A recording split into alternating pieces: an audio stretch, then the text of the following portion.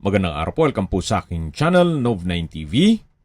Patalasasan po, meron po ba kayong mga properties na napapabayaan or non-performing assets?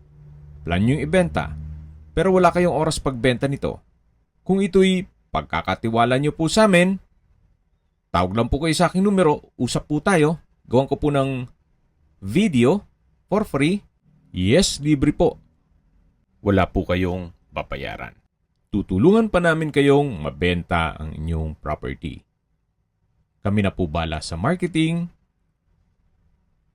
sa boosting, pati po sa paid advertisements, even sa tripping. Hindi na po kayo mapapagod sa pag-entertain ng mga buyers. Kami na po bala sa lahat. Tawag lang po kayo. Nandito po tayo ngayon sa Tagaytay kung saan meron po tayong bagong video presentation, isang pre-selling na brand new house and lot. May lot area po ito na 180 square meters at may floor area na 210 square meters. May 3 bedrooms with own toilet and bath, family room, covered carport. Sa ngayon, may mga makikita pa kayong materyales gawa ng ongoing po ang construction at finishing touches na lang ang kulang dito. Ito po yung naka-centralized water heater. Tiled po itong flooring ng garahe. At yan naman po yung harapan ng bahay kung saan meron pong spasyo. May glass walls and windows na nag-serve as natural sunlight at meron pong setback paikot ng buong bahay. 2 to 3 weeks na lang po ay tapos na ito. Or may ito turn over na po ito sa inyo na ready for occupancy. Welcome po dito sa bahay ni Architect kung saan napakaaliwalas po, napaganda ng floor plan at ito po yung living area. Sa dulo po ay may access door na papunta naman sa open lanay. Yan naman po yung glass wall and window na nag-serve as natural sunlight. Yan po yung open below, double high ceiling. At ito pong tiles ay 80 by 80 ang sukat. Yan po yung hagdan at dito naman po yung dining area na meron pong access door papunta sa service area. At sa dulo naman po yung formal kitchen na may kitchen countertop, wall-mounted kitchen cabinet, at storage ng kitchen utensils. Meron na rin pong built-in na gas range at range hood, may stainless sink with faucet, kitchen drawer, at storage ng kitchen utensils. Meron din pong kitchen window.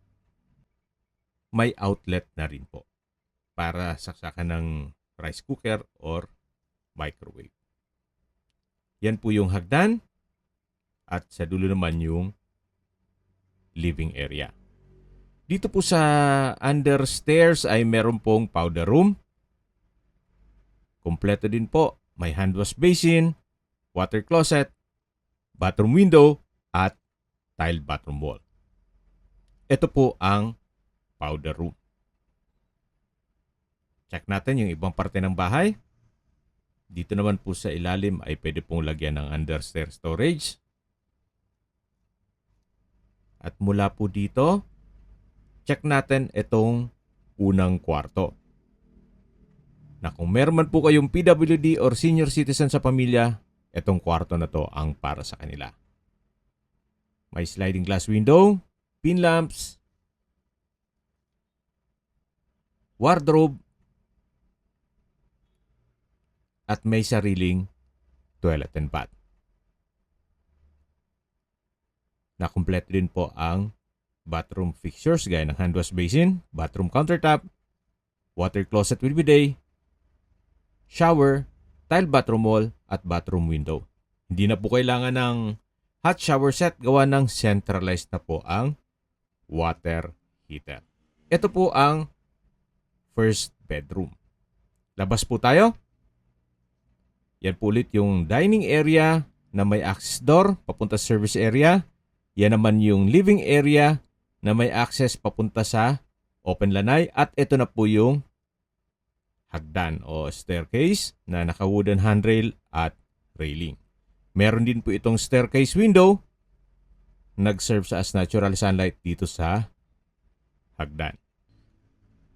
Yan po yung modern chandelier. Then may pin lamps. Akyat po tayo. Samahan niyo po ako. At nandito na po tayo sa second floor.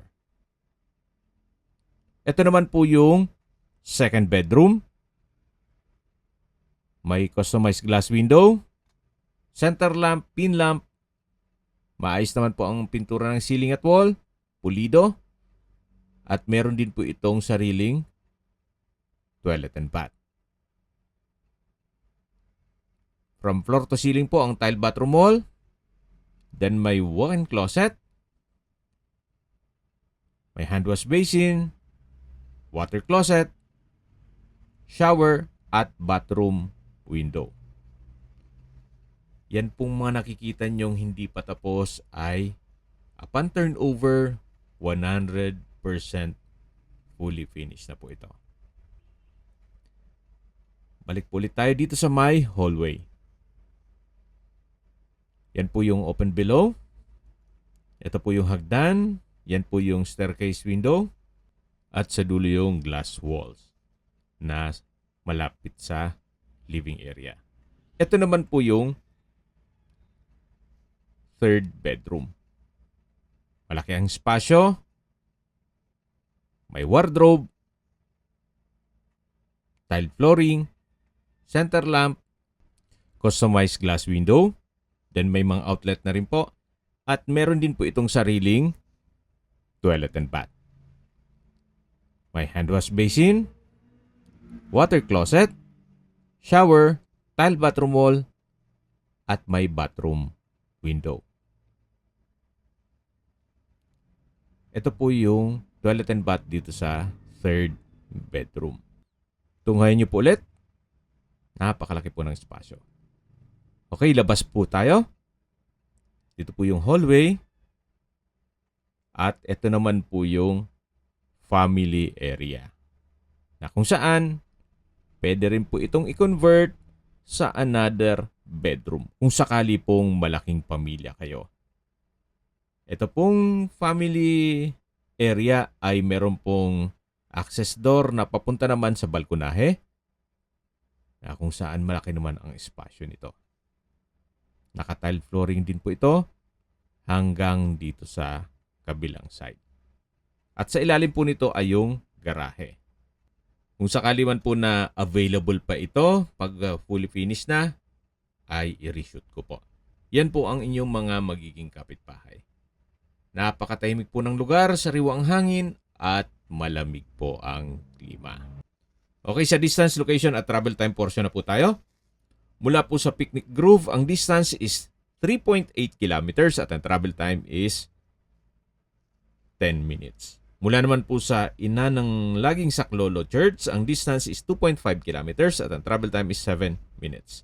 Mula naman po sa Starbucks Downhill, ang distance is 1.4 kilometers at ang travel time is 6 minutes. Mula naman po sa Tagaytay Rotonda, ang distance is 2.9 kilometers at ang travel time is 12 minutes. Kompleto na po doon gaya ng public market, groceries, convenience store, remittance center, banks, schools, church at hospital. At yan po yung lagi kong binabanggit sa inyo na dapat nyo i-consider sa paghanap ng property ay yung meron pong malapit na hospital. Hindi ko naman po sinasabing sakitin kayo. Yan naman po ay for emergency purpose lang naman. At mula naman po sa Calax, ang distance is 16.9 kilometers at ang travel time is 34 minutes. Mula naman po sa Manila o sa airport, ang distance is 56.4 kilometers at ang travel time is 1 hour and 36 minutes. Ito po yung tinutukoy ko na access door papunta sa lanay. At ito naman po yung setback. Okay, sa presyo na po tayo. Binebenta po ito ni owner sa halagang 13 million pesos net. Ibig pong sabihin, si buyer na po ang sasagot sa lahat ng taxes at expenses with regard to documentation. Kung may mga katanungan po kayo, tawag lang po kayo sa aking numero. At sa mga kababayan naman natin nasa ibang bansa, meron po akong WhatsApp, Viber, Telegram at Signal. Same number lang po, 0917-316-3399.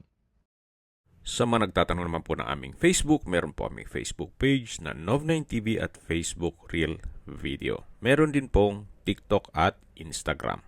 May ibang YouTube channel po kami, the Nov9TV channel, Nov9TV Listings, Nov9TV On The Spot, Nov9TV Updates, at Nov9TV House Rental. Sana po naibigyan nyo ang video presentation. Paki-like and subscribe na lang po sa aking channel para ma-update din po kayo sa aking future listings. Kung sakali po hanap nyo yung mas malaking sukat ng lupa, meron din po kami ibang listings na pwede nyong pagpilian. Huwag po kayong mag-atubiling tumawag sa amin. Then, let us know your budget para malaman namin kung anong property pwede naming ilog sa inyo. Sa lahat pong viewers, subscriber at nagtiwala po sa amin, salamat po sa suporta. Ingat po kayo lagi at yung pamilya. Maraming salamat po.